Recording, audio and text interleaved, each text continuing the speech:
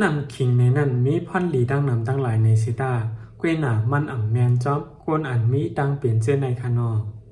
สังว่าเฮามีไว้ตั้งเปลี่ยนเสื้อในเสเฮาซ้ำกินนำขิงนำหนาพ้นทีบ่ว่าไหนจึงมันในก่อเตจังตุ้มเตื้อต่อไปอยู่ลีเฮาเหมือนกันตั้งเปลี่ยนที่1ตั้งเปลี่ยนโฮงเข่าอ่ำนั้นมีหอยเจ็บเย็นในโฮงเข่าในคานออันในก่ออ่ำถูกลีกินนำขิงนำหนาอะละ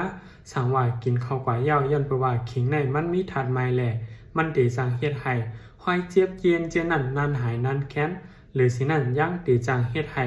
ลมโฮงเข่าเจ็บโฮงเข่าท่าเฮาเจนั่นหนาแห้งมาหรือสิเก่าข้อหมาย2ก้นอันมีดังเปลี่ยนหูใจเฮาแห้งเจนั่นก็อ่ำถูกลีกินน้ำคิงในคณะข้อหมาย3เมป้าต้องเขาเจในก็อ่ำถูกลีกินน้ำคิงนำหนาอาลาในคา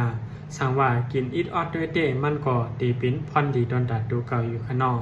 กวยหนาสังว่ากินล่นเหลือนำหนาอาลาบวันในจึงมันตีอ่ำลีดอนดาป้ายอยู่ลีแลลูกล้างอันมีในต้องตัวเจ้าเก่า